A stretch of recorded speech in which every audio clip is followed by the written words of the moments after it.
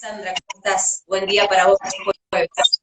Hola Paola, un gusto saludarte como siempre. Muchas gracias por este espacio y por esta posibilidad de poder conversar acerca de estos temas que son muy duros de narrar, de contar, pero también a la vez es necesario e indispensable que concienticemos no solamente a quienes ya vienen trabajando en el tema, sino a toda la sociedad para tratar de revertir esta situación tan abrumadora que es los datos respecto de los feminicidios en nuestro país. Eh, Preguntarte directamente por tu libro que se presentó el año pasado, sobre el año pasado, que tiene que ver con un caso particular, el análisis de cómo se llevó adelante un caso particular sobre el juicio de enjuiciamiento a Carlos Rossi, que el libertad condicional terminó largando a la calle a Sebastián Wagner, quien terminó asesinando a Micaela García. El día de ayer se cumplieron 3 años del juicio. La verdad que para vos creo que es una fecha que sentido. Sí, la verdad es que todo lo que fue el proceso desde que supimos, ¿no? Que tomamos conocimiento de este lamentable feminicidio, del caso de Micaela García, que yo digo que en términos simbólicos uso un término boxístico, ¿viste? Nos noqueó socialmente. Creo que fue un hecho que conmocionó a toda la sociedad, que trascendió las fronteras, ¿no? Y en este sentido, a partir de allí se dieron una serie de situaciones que pusieron en evidencia esto que vos señalabas y que da lugar al libro Crímenes Menores, que es la falta de perspectiva de género en el sistema judicial. Y esto porque Sebastián Wagner, que fue quien cometió el atroz feminicidio de Micaela García, era una persona que ya venía con toda una serie de antecedentes, había estado purgando una condena por dos violaciones.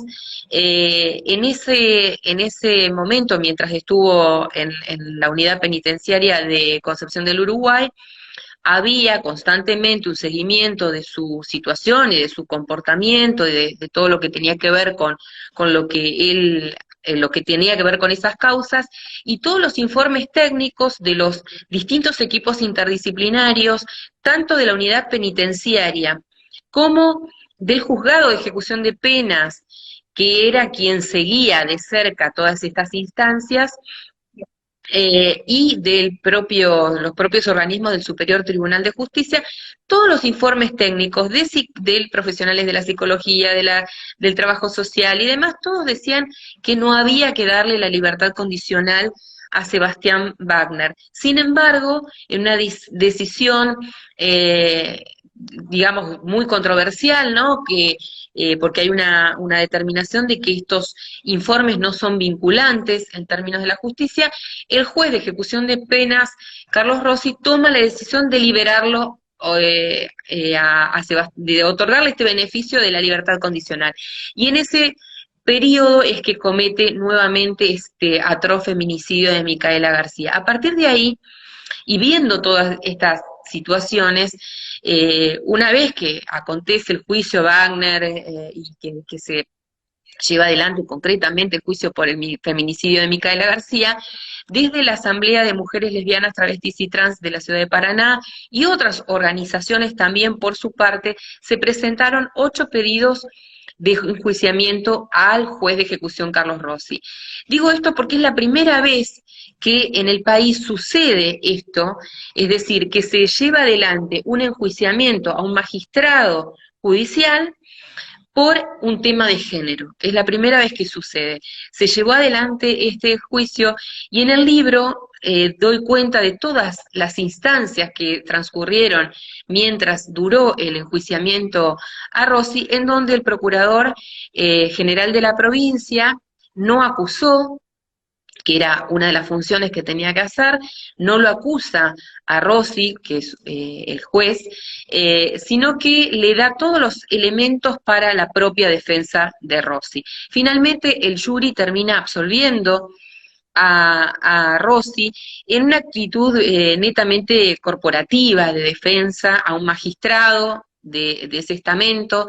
Entonces, lo que se pone en evidencia a través de este análisis de cada uno de los discursos y de los testimonios que se brindaron a lo largo de este corto periodo, porque fue prácticamente una semana en que se sustanció el juicio a Carlos Rossi, al magistrado Carlos Rossi, se pone en evidencia justamente la falta de perspectiva de género de todo el sistema judicial. Algo que, con lo que sigue sucediendo, con cada uno de los casos que vemos a diario, volvemos a poner en evidencia, ¿no? Se vuelve a manifestar esta situación de un sistema judicial que en los fallos, que en las medidas que toma, en las resoluciones y demás, sigue con una actitud netamente sesgada por el machismo y el sistema patriarcal. Entonces vemos realmente que esto se sigue sosteniendo, ¿no? Se replica esta práctica. ¿Pensás de alguna manera, vos mencionabas recién que todos los informes médicos psiquiátricos no son vinculantes en estos momentos para el juez termina fallando a favor o no cada uno de los casos de la libertad condicional, por ejemplo? ¿Pensás que sea obligatorio, que sea vinculante, puede llegar a tener alguna posibilidad de salir de esta situación terrible de decir, a ver, los informes te están diciendo una cosa, pero vos en tu decisión haces todo lo contrario a lo que te están diciendo los profesionales de la salud? Sí, yo creo que ese es un debate que se tendrá que dar en todo caso el sistema judicial, ¿no? Y tendrá todos los elementos para debatir en profundidad. Lo que sí veo, por lo menos en esa investigación, en ese proceso, sí pude dar cuenta que también se minimiza el aporte que pueden hacer las otras ciencias, sobre todo las ciencias sociales, como si las ciencias jurídicas no pertenecieran a ese ámbito de discusión, ¿no? Hay también una mirada sesgada respecto del aporte, como si no fuera científico el aporte que pudieran realizar desde la psicología, desde la psiquiatría, desde la antropología, desde el trabajo social. Y lo digo porque en el propio enjuiciamiento, en el jury al juez Carlos Rossi, se minimizó la palabra, el testimonio de dos especialistas notables que tenemos en el país, como son Rita Segato y Enrique Stola, que fueron aportados en calidad de testigos de contexto, y el tribunal no solamente que no hizo ninguna pregunta respecto de lo que estaban diciendo Rita Segato y Enrique Stola, sino que además al principio de la intervención de Rita Segato se le interrumpió, primero para preguntar, para decirle si ella iba a leer, porque tenía un papel donde había apuntado los principales puntos que quería sostener en ese testimonio. Ella dijo que venía de participar en un tribunal internacional y que en ningún momento le habían objetado que pudiera leer o hacer mención a lo que te llevaba escrito. Esa fue la primera interrupción. La segunda interrupción fue para preguntarle si sabía por qué estaba ahí, a Rita Segato, especialista en temas de género. Entonces digo, estas dos intervenciones del tribunal muestran claramente cuál es la actitud que tiene el sistema judicial, salvando las honrosas excepciones que podrán tener algunos profesionales que ponen todo su empeño para aplicar la perspectiva de género y los discursos de género en todo lo que son sus prácticas.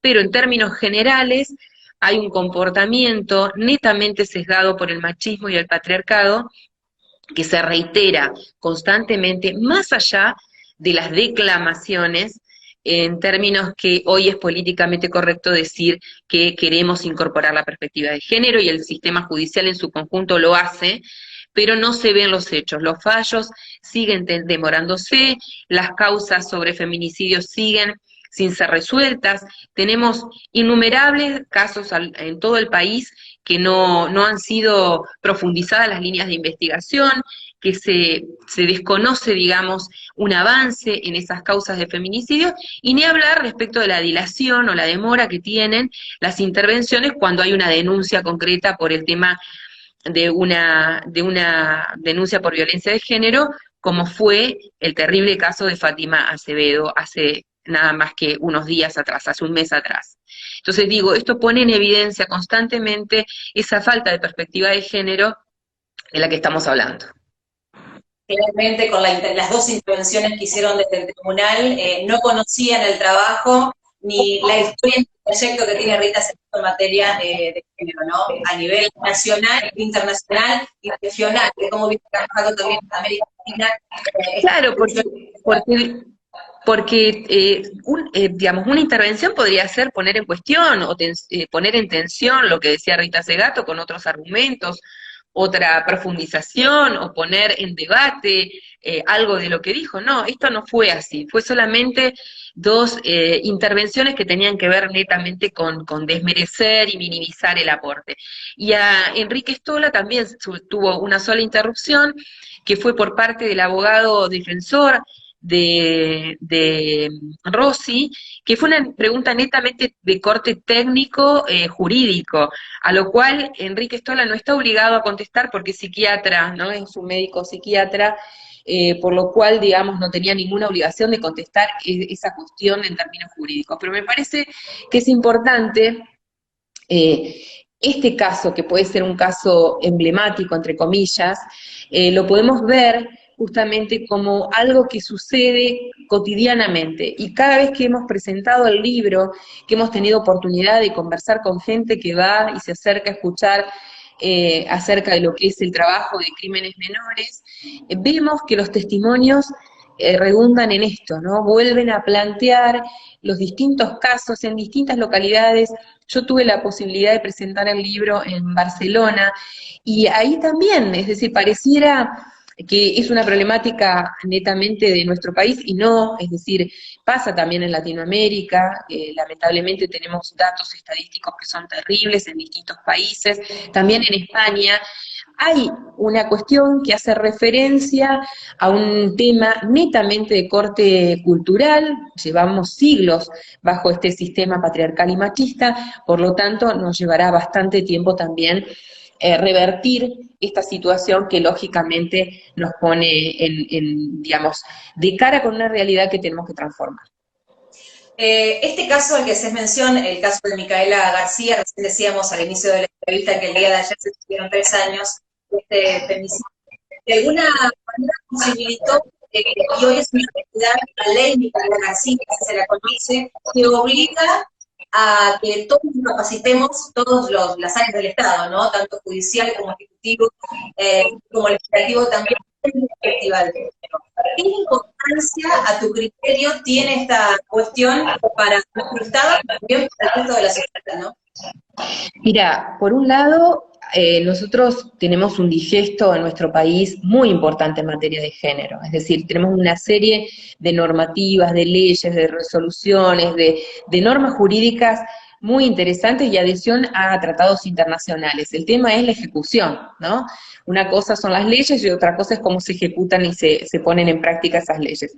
Eso por un lado. Por el otro, respecto de la ley Micaela, creo que es un gran avance, es algo que se venía reclamando desde hacía mucho tiempo, mucho antes incluso que sucediera este terrible feminicidio de Micaela.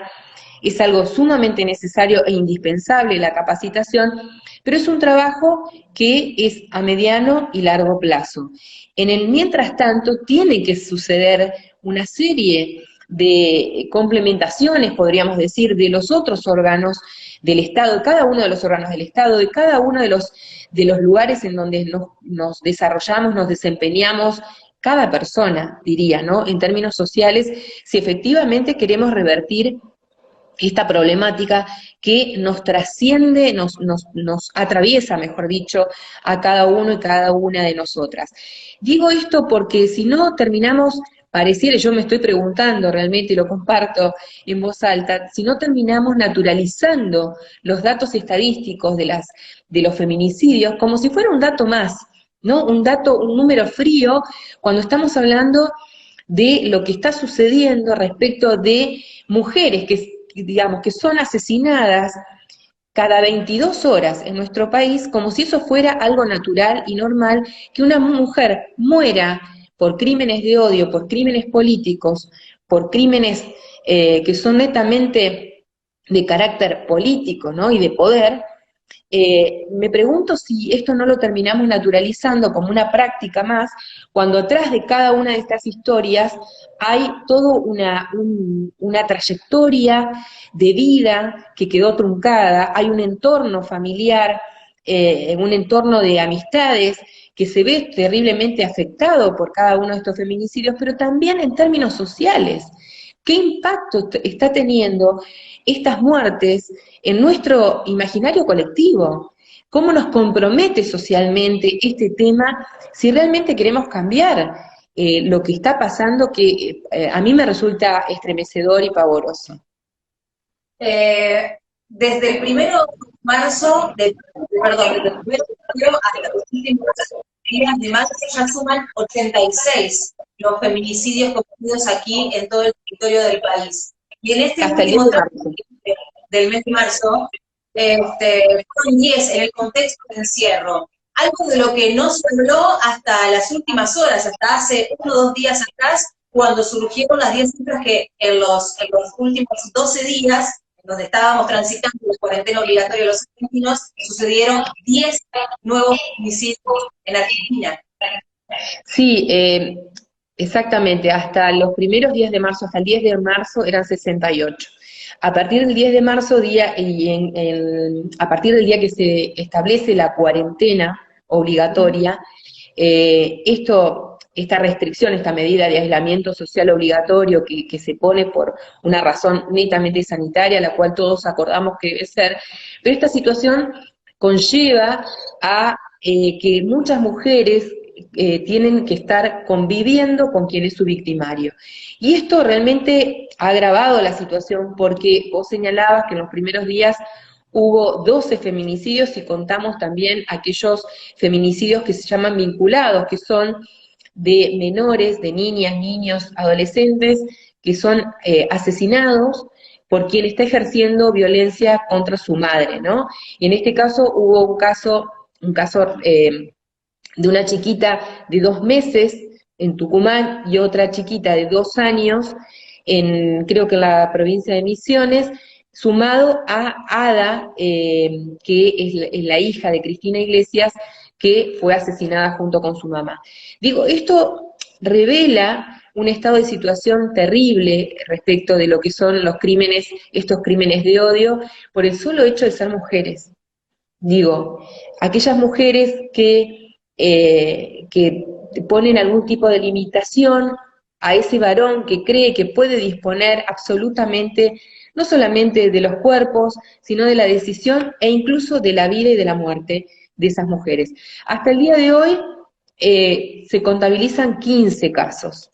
Entre ayer y antes de ayer hubo 3 nuevos feminicidios. Digo, hay toda una situación que tenemos que analizar en profundidad, tenemos que ver y escuchar el aporte que pueden hacer especialistas en este tema, que pueden resultar palabras muy duras, pero que es indispensable que podamos plantearnos nuevas estrategias, que pensemos que el Estado tiene la gran responsabilidad de la conducción en materia de género con recursos económicos y recursos humanos correspondientes a estas circunstancias, pero que también como sociedad tenemos que empezar a buscar otros mecanismos, otras alternativas y aquellos lugares en donde todavía podemos seguir pensando en una vida libre de violencias, en una vida con dignidad como nos merecemos todas y todos.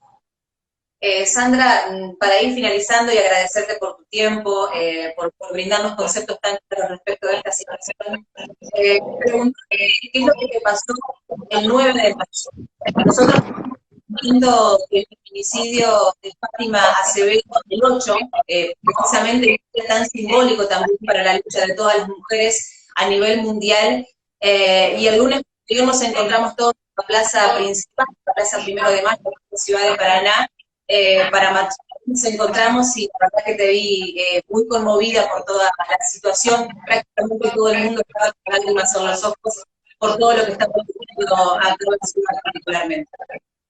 Sí, vos sabés que yo soy bastante dura para llorar, me cuesta bastante. Ese día cuando me tocó colaborar ahí con uno de los cortes de las calles que nos ponemos con algunas compañeras para evitar cualquier tipo de situación, ¿no? De algún problema con el tránsito y demás, cuando empecé a ver la multitud que pasaba, mira, me sigo conmoviendo, la multitud, la cantidad de gente que acompañó esa movilización realmente me conmovió, ¿no? Me conmovió profundamente, pero a la vez me hace pensar constantemente qué más tenemos que hacer, qué más tenemos que exigir, qué más tenemos que revisar en nuestras propias prácticas, porque creo que realmente una cosa es exigirle al Estado que lo tenemos que hacer, que esa batalla la tenemos que dar y tenemos que seguir insistiendo por esa situación, ¿no? De que haya políticas públicas con recursos humanos, recursos económicos, con disponibilidad,